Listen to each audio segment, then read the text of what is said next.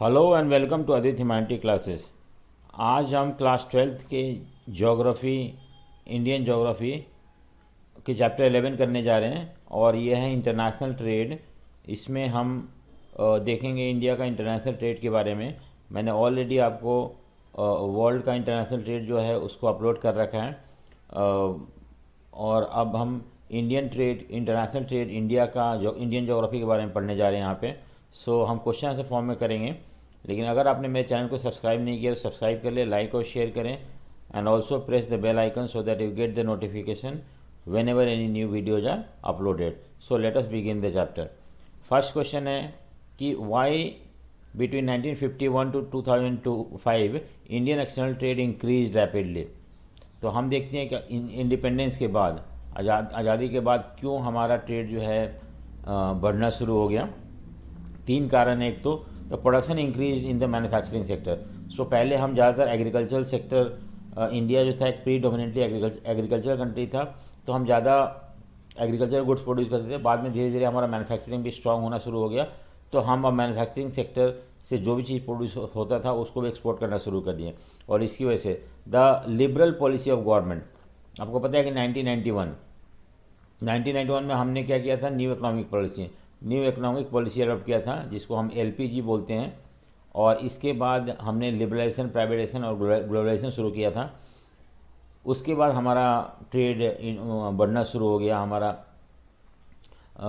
Export बढ़ना शुरू हो गया। उस नेक्स्ट है डाइवर्सिफिकेशन ऑफ मार्केट। और पहले हम कुछ मार्केट को कंसंट्रेट करते थे, अब हम बहुत सारे वर्ल्ड के इंटरनेशनल मार्केट को हम कवर करना शुरू कर दिए हैं। अपने मार्केट को डाइवर्सिफाई कर दिया है and that has also led to increase in the export and import between India and the rest of the world. ठीक है, सो ये पहला क्वेश्चन था। दूसरा question, describe the change in the composition of India export. देखो composition में तो हम क्या क्या चीज़ एक्सपोर्ट करते हैं थे पहले और आज हम क्या क्या चीज़ एक्सपोर्ट कर रहे हैं, क्या क्या बदलाव आया उसके अंदर। पहला पॉइंट है इसके अंदर कि the percentage of share of traditional agricultural items such as coffee, spices, tea, pulses etcetera and allied products has decline. तो पहले जो था ना, हम ज़्यादातर एक्सपोर्ट कॉफ़ी करते थे, मसाले करते थे, टी, पल्सेस वगैरह करते थे। लेकिन अब इस आइटम का जो शेयर है वो कम होने लगा है। ठीक है, so decline in the traditional item is largely due to the tough competition in international market. तो हम अब दूसरे कंट्री से टी, स्पाइसेस वगैरह में, कॉफ़ी वगैरह में कंपटीशन फेस करना पड़ता है। और that is one of the reason why हमारा जो एक्सपोर्ट जो है कम होना शुरू हो गया है। ठीक है, नेक्स्ट है कि the share of petroleum and crude product have increase. तो जो एग्रीकल्चर प्रोडक्ट है उसका जो ट्रेड कम होने लगा है और पेट्रोलियम प्रोडक्ट का ट्रेड बढ़ना शुरू हो गया। ठीक है, नेक्स्ट जो है हमारा कि the increase in the share of petroleum product is due to rise in the petroleum price and increase in India refinery capacity. तो हम क्या करते हैं, बाहर से पेट्रोल मंगाते हैं, रिफाइन करते हैं इंडिया में। और पहले हमारे यहाँ रिफाइनरी कैपेसिटी जो था वो बहुत कम था और अब वो बढ़ने लगा है। तो that is the reason why we are importing more of petroleum product from other country. Next है कि share of ore, mineral and manufacture goods have largely remain constant over the year. Ore मतलब कि mix form में जो mineral होता है, mineral and impurity जब एक साथ होता है उसको हम ओर बोलते हैं। आयरन ओर हो गया या कोई भी माइका ओर हो गया, किसी भी तरह का ओर। और मैन्युफैक्चर गुड्स जो है largely remain constant over the year. So हम देखते हैं कि 1997 से 2004 तक इन दोनों चीज़ों का ट्रेड जो है वो करीब करीब कांस्टेंट रहा है। Manufacturing goods are the largest exported commodity. तो हम अब ज़्यादातर जो एक्सपोर्ट करते हैं वो बना हुआ सामान, मैन्युफैक्चर्ड गुड, फिनिश गुड को हम एक्सपोर्ट करते हैं। It alone accounted for 75.96% of India trade. देखो 75% ऑलमोस्ट इंडिया एक्सपोर्ट करता है manufacturing good and that is the reason why we are getting more foreign exchange from other country. क्योंकि हम जब मैन्युफैक्चर गुड्स सेल करते हैं इंटरनेशनल मार्केट में तो हमें वहाँ से ज़्यादा फॉरेन करेंसी मिलता है। The percentage share of other commodity has increase due to the increase in the export of horticulture product, fresh fruit, marine product and sugar. ये सब हम भी एक्सपोर्ट करना शुरू कर दिए पहले से और इसका शेयर भी बढ़ना शुरू हो गया। हॉर्टिकल्चर मतलब होता है कि फ्रूट्स एंड वेजिटेबल्स हो गया, फ्रेश फूड भी हम एक्सपोर्ट करते हैं, सी फूड भी एक्सपोर्ट करते हैं, शुगर वगैरह भी एक्सपोर्ट करते हैं। Engineering goods are also are the largest commodity in the export list. सबसे ज़्यादा इंजीनियरिंग प्रोडक्ट होता है जो कि हमारा एक्सपोर्ट लिस्ट में सबसे ज़्यादा आता है, ठीक है। सो ये, और नेक्स्ट जो है 5 largest commodity in the export list are, engineering goods सबसे ज़्यादा हम करते हैं। क्वेश्चन आ सकता है विच कमोडिटी इंडिया एक्सपोर्ट, ठीक है। सो इंजीनियरिंग गुड्स हो गया, जेम्स एंड ज्वेलरी ये सेकंड पे आता है, केमिकल प्रोडक्ट थर्ड पे आता है, टेक्सटाइल कपड़े वगैरह एंड पेट्रोलियम प्रोडक्ट जो होता है ये भी हम एक्सपोर्ट करते हैं बहुत ज़्यादा इंडिया से, ठीक है। उसके बाद GH है कि textile sectors could not achieve much in spite of the liberal measure taken by government due to competitive from the China and the east Asian country. देखो हम टेक्सटाइल में उतना ज़्यादा अच्छा अचीव नहीं करे हैं, क्यों? क्योंकि कंपटीशन नाम है किससे? चाइना से और ईस्ट एशियन कंट्री से, और इसकी वजह से हमारा टेक्सटाइल सेक्टर इतना अच्छा परफॉर्म नहीं कर रहा है। सो ये था हमारा क्वेश्चन कि किस तरह से चेंजेस आए हैं हमारे इंडिया के एक्सपोर्ट में। तो ये सारे चेंजेस आए हैं जो मैंने अभी पढ़ा आपको, FGH तक हैं। ये नेक्स्ट है हमारा क्वेश्चन, हम आते हैं कि describe the changing pattern of composition of India import. तो इंपोर्ट में क्या क्या चेंजेस आया है इंपोर्ट के कॉम्पोजिशन में। पहले हम क्या इंपोर्ट करते थे, हम क्या इंपोर्ट करते हैं उसी को कॉम्पोजिशन बोलते हैं हम। फर्स्ट ड्यूरिंग 1950 या 1960 में जब इंडिया आज़ाद होगा उसके 2 डिकेड तक हम देखते हैं कि item of imports was food grain. हम उस समय हम इतना भी फूड प्रोड्यूस नहीं करते थे कि अपने लोगों को फीड कर पाए, तो हमें बाहर से फूड मंगाना पड़ता था। Because India face serious food shortage during this period. After 1970 food grain import was stopped and due to the success of green revolution. Green revolution हो गया और इंडिया में प्रोडक्शन बहुत ज़्यादा बढ़ने लगा फूड ग्रेन का, तो हमें बाहर से मंगाने की जरूरत नहीं पड़ती थी, ठीक है। Food grain import was replaced by fertiliser and petroleum. पहले जो था हम फूड ग्रेन इम्पोर्ट करते थे, अब उसकी जगह पे हम क्या ज़्यादा करने लगे, फर्टिलाइजर, क्योंकि ग्रीन रेवोल्यूशन होता फर्टिलाइजर का डिमांड बढ़ने लगा था और इतना फर्टिलाइजर हम इंडिया के अंदर नहीं प्रोड्यूस करते थे, तो हमें बाहर से मंगाना पड़ता था। और पेट्रोलियम जो था उसका भी डिमांड इंडिया में धीरे धीरे बढ़ना शुरू हो गया, एंड इतना even we did not produce that much petroleum what was needed for the country, so we had to import petroleum also. Petroleum is the largest imported commodity. क्यों, हम क्वेश्चन आ सकता है वाई, क्यों पेट्रोलियम सबसे ज़्यादा हम इंपोर्ट करते हैं? Because it is not only as a fuel but also as a industrial raw material. तो पेट्रोलियम जो होता है सिर्फ हम व्हीकल चलाने के लिए नहीं यूज करते हैं या पावर जनरेशन के लिए नहीं यूज करते हैं, बल्कि ये एक रॉ मटेरियल है इंडस्ट्रीज में। इससे बहुत सारे पेट्रोकेमिकल प्रोडक्ट बनते हैं, जैसे कि वैसलीन हो गया और भी बहुत सारी चीज़ बनाया जाता है इससे, and that is the reason why we import more petroleum. Rapid rise in the price of petrol in international market. तो ये भी एक कारण है कि हमारा एक्सपोर्ट का ज़्यादा, जब हम इंपोर्ट करते हैं तो ज़्यादा पैसा पेट्रोलियम चाहिए जाता है, क्योंकि पेट्रोलियम का प्राइस पहले के मुकाबले बहुत ज़्यादा बढ़ गया है, ठीक है। सो उसके बाद है कि import of capital goods, non electrical machinery, transport equipment, manufacturing of metal and machine etcetera also increase due to. अब देखो यहाँ पे हम क्या बोलते हैं कि पहले तो हमने देखा पेट्रोलियम का क्यों इंपोर्ट बढ़ना शुरू हो गया है। उसके बाद हम देखते हैं import of capital good. Capital good में क्या क्या आता है, नॉन इलेक्ट्रिकल मशीनरी हो गया, ट्रांसपोर्ट हो गया, इक्विपमेंट्स हो गए, मैन्युफैक्चरिंग, मेटल वगैरह, मशीन वगैरह, भाई पहले के मुकाबले ज़्यादा इसका इंपोर्ट बढ़ गया। क्यों? क्योंकि rising demand in the export oriented industrial and domestic sector. तो हम देखते हैं कि बहुत ज़्यादा एक्सपोर्ट ओरिएंटेड सेक्टर में इन सब चीज़ों का डिमांड बढ़ने लगा है। सो हम इसको मंगाते हैं, देन बनाते हैं, उसको बना के फिर बेचते हैं, not only within the country but also outside. Special steel, edible oil, chemical are also imported largest, ठीक है। इंपोर्ट ऑफ एडिबल ऑयल पहले के मुकाबले कम हो गया क्योंकि we have started producing more of edible oil in India. Other major item of import include pearls and semi-precious stone, gold, silver, metal ore and metal scrap, electronic goods etc. We also import from other country, ठीक है। So ये है हमारा कि हमने किस तरह से इंपोर्ट का कॉम्पोजिशन चेंज हो गया है, और कुछ क्वेश्चन हमने ऊपर भी देखा है, ठीक है। सो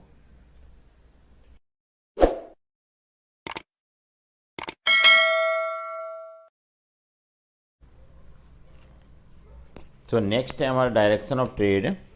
सो डायरेक्शन ऑफ ट्रेड में हम देखेंगे describe the changing nature of India foreign trade. ठीक है, फॉरेन ट्रेड का क्या चेंजिंग नेचर है। सो चेंज आर फर्स्ट है इसके अंदर कि it has trade relationship with most of the countries and major trading blocks of the world. तो इंडिया जो है आज करीब करीब सारे कंट्री के साथ ट्रेड करता है, और बहुत सारे ऐसे ब्लॉक्स हैं जैसे यूरोपियन यूनियन है, एशियन है, इनके साथ भी नाफ्टा साफ्टा है, इनके साथ भी हम देखते हैं कि ट्रेड इंडिया करता है। Largest import and export are from and to Asian and oceanic country. तो हम बेसिकली ओशनिक कंट्री जो हो गया न्यूजीलैंड, फिलीपीन वगैरह, इन सब कंट्री के साथ करते हैं, और एशियन कंट्री से ज़्यादा ट्रेड होता है। थर्ड है India is followed by waste European countries, it is followed by waste European countries and America. तो हम सब ज़्यादा ट्रेड एशियन कंट्री का, ओशनिक कंट्री के साथ करते हैं, देन हम करते हैं यूरोपियन कंट्री के साथ थर्ड, और ज़्यादा फिर उसके बाद फोर्थ पोजीशन पे आता है अमेरिका। लेकिन आज जो है USA is the India largest trading partner, ये क्वेश्चन आता है 1 नंबर का।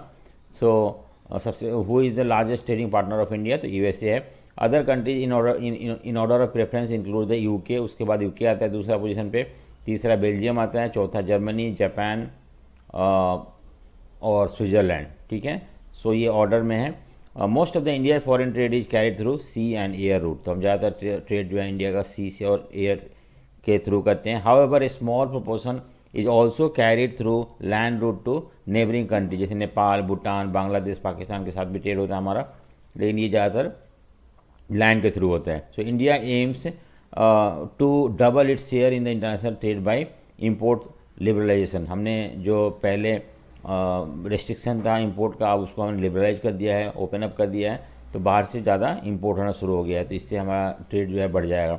रिडक्शन इन इम्पोर्ट ड्यूटीज, हमने इम्पोर्ट ड्यूटी को भी कम कर दिया, जिससे कि बाहर कंट्री इंडिया में आकर अपना सामान बेच सके। डी लाइसेंसिंग, अब लाइसेंस लेने की जरूरत नहीं है आपको एक्सपोर्ट इम्पोर्ट करने के लिए, तो ये भी एक पॉलिसी है जो कि जिसकी वजह से इंडिया का ट्रेड बढ़ना शुरू हो जाए। Change from process to product, पहले हम अब हम प्रोडक्ट पेटेंट, पहले प्रोसेस जो था प्रोसेस में बनाने का तरीका, अब हम प्रोडक्ट को भी पेटेंट करना शुरू कर दिए हैं, और ये भी हमारा चेंजेस ला सकता है इंडिया का इंटरनेशनल ट्रेड के अंदर। ठीक है, next sea port as gateway of international trade, important question है ये।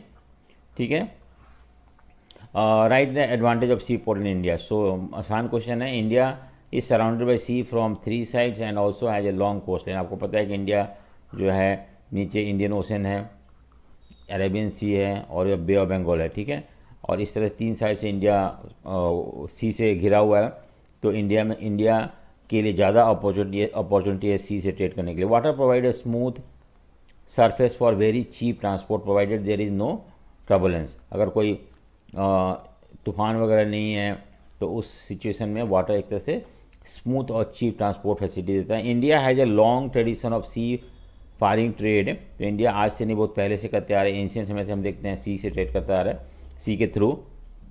N interesting fact about the sea port in India is that its western coast has more sea than the eastern coast. Western coast मतलब ये हो गया, western coast है और ये eastern coast है, तो यहाँ पे ज़्यादा पोर्ट है इस एरिया में, इन सारे एरियाज में इधर कम है, ये भी एक इम्पॉर्टेंट फैक्ट है।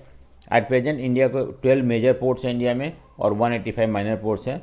सो द 12 मेजर पोर्ट्स जो है वो 75% इंडिया का ट्रेड को हैंडल करता है। सो ये है हमारा। नेक्स्ट क्वेश्चन हम मूव करते हैं। Now the port, name the port that India lost at the time of partition. ये भी कभी कभी 2 नंबर क्वेश्चन आ जाता है। Which port was develop to compensate it. तो कौन सा, हम इंडिया जब पार्टीशन हो गया था, आपको पता है कि इंडिया पहले पाकिस्तान वगैरह इंडिया के अंदर ही था, लेकिन बाद में पाकिस्तान बन गया था, तो पाकिस्तान बनने के बाद कौन सा पोर्ट है इंडिया का जहाँ था पहले वो पाकिस्तान में चला गया था। कराची पोर्ट तो एक तो इस तरफ पाकिस्तान की तरफ, और वेस्ट पाकिस्तान की तरफ, और ईस्ट पाकिस्तान जो बांग्लादेश अब बना है वहाँ पे हम चित्तगांव पोर्ट चला गया था। तो इस तरह से 2 पोर्ट हमने खो दिया था पार्टीशन के समय। इसको कंपनसेट करने के लिए न्यू पोर्ट डेवलप किए गए थे। कांडला पोर्ट जो है गुजरात में डेवलप किया गया था, और डायमंड हार्बर नियर कोलकाता और रिवर हुगली के ऊपर। तो ये 2 पोर्ट डेवलप किए गए थे to compensate the loss of port that after independence. ठीक है, नेक्स्ट है कि write a note on the important sea port in our country. कौन कौन सी इंपॉर्टेंट सी पोर्ट है। सो एक तो कांडला है, it is situated at the head of the gulf of Kutch. Gulf of Kutch मतलब आपको पता है कि यहाँ पे ठीक है। सो गल्फ ऑफ कच्छ, खांडला पोर्ट है यहाँ पे। So it reduce the pressure of Mumbai port. तो पहले मुंबई पोर्ट बहुत ज़्यादा कंजेशन था, बहुत ज़्यादा ट्रैफिक था, तो उसको कम करने के लिए हमने कांडला पोर्ट डेवलप किया है। The port is designed to recover the large quantities of petroleum and petroleum product and fertiliser. तो ये हमने इसको इस प्रोडक्ट पे ज़्यादा पेट्रोलियम प्रोडक्ट जो है फर्टिलाइजर वगैरह आई मीन इंपोर्ट किया जाता है इस पोर्ट से। नेक्स्ट है वडीनार, ठीक है। The offshore terminal at Vadinar has been develop to reduce the pressure of Kandla port. Kandla port में भी बहुत ज़्यादा प्रेशर होने की वजह से हमने एक ऑफशोर टर्मिनल डेवलप किया वहाँ पे, और वहाँ पे भी कुछ शिप्स जाते हैं। सो मुंबई पोर्ट इंपॉर्टेंट पोर्ट है, ये नेचुरल हार्बर है। मान लो क्वेश्चन पूछ दिया which is a natural harbour, which among the following port is natural harbour, तो Mumbai port and the biggest port of the country. So दो इसका एक तो नेचुरल है, मैनमेड नहीं है, और बिगेस्ट है, ठीक है। It has country largest oil terminal, तो ये भी एक पॉइंट पूछ सकते हैं, which port has India largest oil terminal, तो मुंबई पोर्ट है। It is situated close to the route from country of Middle East, Mediterranean countries, I mean European, South European countries, North Africa, North America and Europe, where the major share of countries overseas trade is carried out. So इस route से connect है, इसलिए यहाँ पे ज़्यादा trade होता है, ठीक है। नेक्स्ट है जवाहरलाल नेहरू पोर्ट। ये जो है it is Jawaharlal Nehru port Nhava Sheva बोलते हैं, नियर मुंबई पोर्ट है ये। उसके बाद it was develop to as a satellite port to reduce the pressure of Mumbai. Mumbai port का कंजेशन को या प्रेशर को कम करने के लिए हमने जवाहरलाल नेहरू पोर्ट डेवलप किया है। It is the largest container port in India. So ये डिस्टिंक्शन है इसका, which is the largest container port, तो मुंबई ये जवाहरलाल नेहरू पोर्ट है। मारमागांव पोर्ट जो है इट इज़ नेचुरल हार्बर है, गोवा में है। It has iron ore, from here iron ore is exported to Japan, ठीक है। सो ये भी एक पोर्ट है। उसके बाद कंस्ट्रक्शन ऑफ कोंकण रेलवे है extended the hinterland of this port. जब कोंकण रेलवे डेवलप हो गया, आपको पता है कोंकण रेलवे जो है यहाँ मैंगलोर से गोवा जाता है, तो इसकी वजह से भी ये पोर्ट जो है ज़्यादा गोवा टू मैंगलोर और मैंगलोर टू गोवा है, तो इससे भी ये पोर्ट का जो एफिशिएंसी बढ़ गया है अब। नेक्स्ट पोर्ट है न्यू मैंगलोर पोर्ट, ठीक है। Mangalore port it is located on the state of Karnataka में है। इट एक्सपोर्ट आयरन ओर, ये भी आयरन ओर एक्सपोर्ट करने का काम आता है, कंसनट्रेट, ठीक है। उसके बाद next it also handle fertiliser, petroleum product, coffee, tea वगैरह एक्सपोर्ट करते हैं, बाहर से इंपोर्ट करते हैं पेट्रोलियम प्रोडक्ट इस पोर्ट के थ्रू। कोची पोर्ट जो है that is another important port है, जो केरला में है, जिसको हम क्वीन ऑफ अरेबियन सी बोलते हैं, ये डिस्टिंक्शन है इसका। सो 1 नंबर क्वेश्चन आ सकता है। It is also a natural harbour.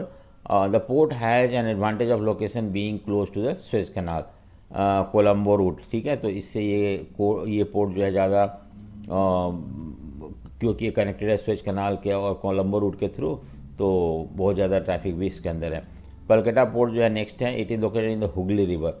एक तो रिवर पोर्ट है ये, हाँ, inland from the bay of Bengal, ठीक है, 128 किलोमीटर अंदर, जैसे कि ठीक है। सो अंदर की तरफ है थोड़ा, यहाँ पे है, ना कि समुद्र किनारे है।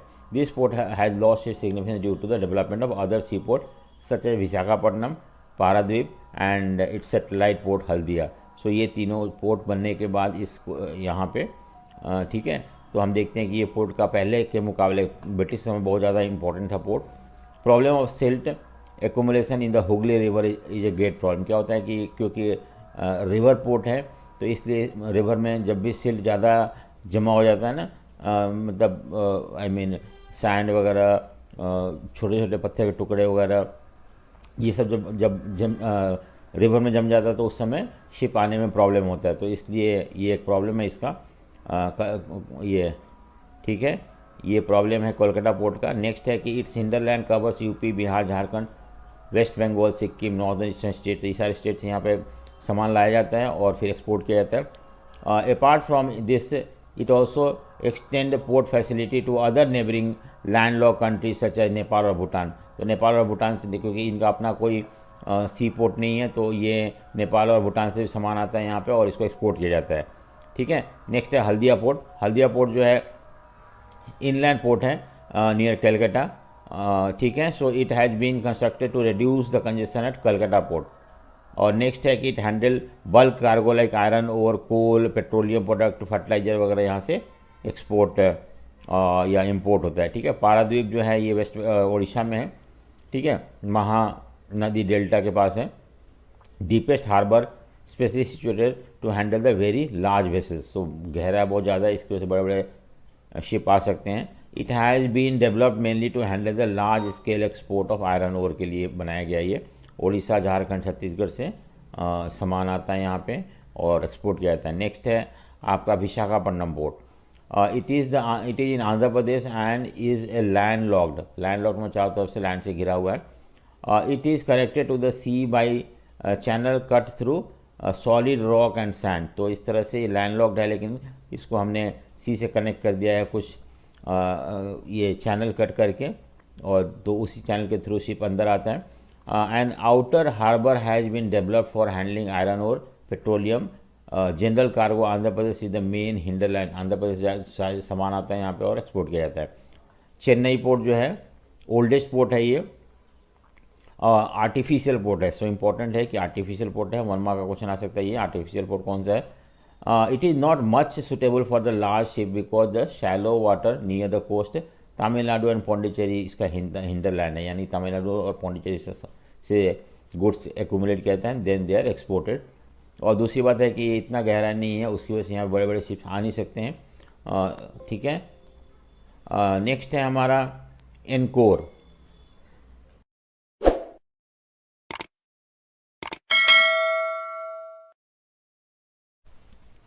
एन्नोर पोर्ट है ये तमिलनाडु में, और चेन्नई पोर्ट के प्रेशर को कम करने के लिए बनाया गया था। नेक्स्ट है Tuticorin. It is developed to relieve the pressure of Chennai port. It deals with the variety of cargo including coal, salt, food grain वगैरह। हम इससे एक्सपोर्ट इम्पोर्ट करते हैं। नेक्स्ट क्वेश्चन तो हमने अभी देखा 12 मेजर पोर्ट्स के बारे में, 14 इनफैक्ट। और अब हम देखते हैं कि कुछ क्वेश्चंस और देखते हैं। Right the main characteristic of India foreign trade. ठीक है। क्या मोस्टली ट्रेड थ्रू सी, ज़्यादातर हम सी से ट्रेड करते हैं। लैक ऑफ फॉरेन ट्रेड, हमारा फॉरेन ट्रेड उतना ज़्यादा नहीं है, पहले नहीं था लेकिन अब बढ़ना शुरू हो गया है। Reduction in per capita trade, और पर कैपिटा ट्रेड, अगर इंडिया इतना ज़्यादा हैवी पॉपुलेटेड कंट्री है लेकिन पर कैपिटा ट्रेड जो है बहुत कम है compare to other country. Negative trade balance, हमारा जो ट्रेड बैलेंस, हमारे एक्सपोर्ट ज़्यादा होता है, इंपोर्ट कम होता है। इंपोर्ट ज़्यादा होता है, एक्सपोर्ट कम होता है, इसकी वजह से हमारा जो ट्रेड बैलेंस है वो नेगेटिव है। ठीक है। नेक्स्ट है characteristic of export trade. Maximum traditional, हम ज़्यादातर जो है ट्रेडिशनल आर्टिकल को एक्सपोर्ट करते हैं। More export of engineering and prepared articles from industry. अब हम ज़्यादातर एक्सपोर्ट करना शुरू कर दिए हैं फिनिश्ड गुड को और इंडस्ट्रियल प्रोडक्ट को, इंजीनियरिंग गुड्स को हम ज़्यादा एक्सपोर्ट करना शुरू कर दें। Change in the direction of trade, पहले के मुकाबले हमारा ट्रेड का डायरेक्शन चेंज हो गया है। अब हम करीब करीब सारे कंट्री से ट्रेड करना शुरू कर दिए हैं। More customers buyers of India's exported goods, तो अब पहले के मुकाबले इंडिया का गुड्स को वर्ल्ड में प्रेफरेंस दिया जाता है और लोग खरीदते भी हैं। हाँ, ठीक है। सो नेक्स्ट है हमारा इंपोर्ट का कैरेक्टरिस्टिक क्या है कि मैक्सिमम और हैवी मशीन इन ट्रेड, तो हम ज़्यादातर अब न्यू टेक्नोलॉजी, नए मशीन वगैरह इंपोर्ट करते हैं। इंक्रीज इन मैन्युफैक्चर आर्टिकल, और हम फिनिश गुड भी बाहर से मंगाना शुरू कर दिए। और reduction in the food grain and raw material, अब हम ज़्यादातर फूड ग्रेन इंपोर्ट नहीं करते हैं, रॉ मटेरियल इंपोर्ट नहीं करते हैं। पहले हम इस करना पड़ता था हमें, क्योंकि हमारे यहाँ फूड ग्रेन की कमी थी। Why does the India export edible oil and pulses did pulses in spite of being an agriculturally rich country। देखो हमने क्यों edible oil जो है और pulses जो है इसका, हालांकि इंडिया एक एग्रीकल्चरल रिच कंट्री है, इसके बाद भी हमें pulses वगैरह और edible oil मंगाना पड़ता है, क्योंकि डिमांड जो है दोनों का इंडिया में पहले के मुकाबले बहुत ज़्यादा बढ़ गया है और इतना ज़्यादा इंडिया प्रोड्यूस नहीं कर पा रहा। लो पर हेक्टर प्रोडक्टिविटी, हमारे पल्सेस का प्रोडक्टिविटी बहुत लो है। हम वैसे ज़्यादा ज़मीन तो यूज़ करते हैं लेकिन हमारा प्रोडक्टिविटी ज़मीन से कम है, इसकी वजह से। Less profitable as compare to other crop, तो लोग ज़्यादातर दूसरे क्रॉप उगाते हैं क्योंकि वो ज़्यादा प्रॉफिटेबल है, पल्सेस उनके लिए कम प्रॉफिटेबल है, इसलिए हम उसको बाहर से मंगाना पड़ता है। और risky farming due to high vulnerability, हमारे यहाँ पता है कि ज़्यादातर जो है एग्रीकल्चर आई मीन मानसून के ऊपर डिपेंड करता है, और मानसून वैसे भी बहुत ज़्यादा अनसर्टेन है, तो उसकी वजह से भी लोग इसको लगाना पसंद नहीं करते हैं। ठीक है, नेक्स्ट है 10, name the largest trading partner of India. ये मैंने ऊपर बताया था आपको, यूएसए है। Next, what are the advantage and disadvantage of air transport. तो एयर ट्रांसपोर्ट का एडवांटेज डिसएडवांटेज क्या है? देखो, एडवांटेज पहला पॉइंट है कि air transport play important role in the international trade में। एयर ट्रांसपोर्ट ज़्यादा इंपॉर्टेंट रोल प्ले करता है। It has the advantage of taking time in travelling. सो इसका एडवांटेज है कि ये ज़्यादा टाइम लेता है ट्रैवल करने के लिए, कम समय पहुंचा देता है। Air transport is best suited for the high value and perishable goods over long distance. अगर मान लो कि कोई ऐसा चीज़ जैसे फ्लावर हो गया, जो कि ख़राब हो जाने वाली चीज़ है, ऐसे चीज़ जल्दी ख़राब हो जाता है, उसको हम एयर ट्रांसपोर्ट से जो है बेस्ट सूटेड है, और हाई वैल्यू प्रोडक्ट के लिए बेस्ट सूटेड है।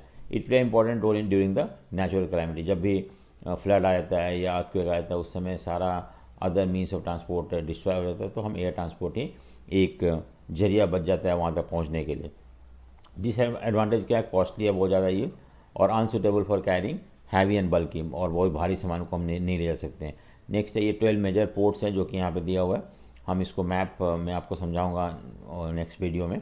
अहमदाबाद है गुजरात में है, अमृतसर पंजाब में है, बेंगलोर, चेन्नई, दिल्ली, गोवा, गुवाहाटी ये इंटरनेशनल एयरपोर्ट है। ठीक है, हैदराबाद, कोच्चि केरला में है, कोलकाता वेस्ट बंगाल, मुंबई एंड तिरुवनंतपुरम ये हम मेजर 12 इंटरनेशनल एयरपोर्ट हैं जो कि विल डील मैप में हम इसको करने सीखेंगे। ठीक है, सो अगर आपको वीडियो पसंद आए तो लाइक शेयर सब्सक्राइब जरूर करें। So thank you for watching, thank you.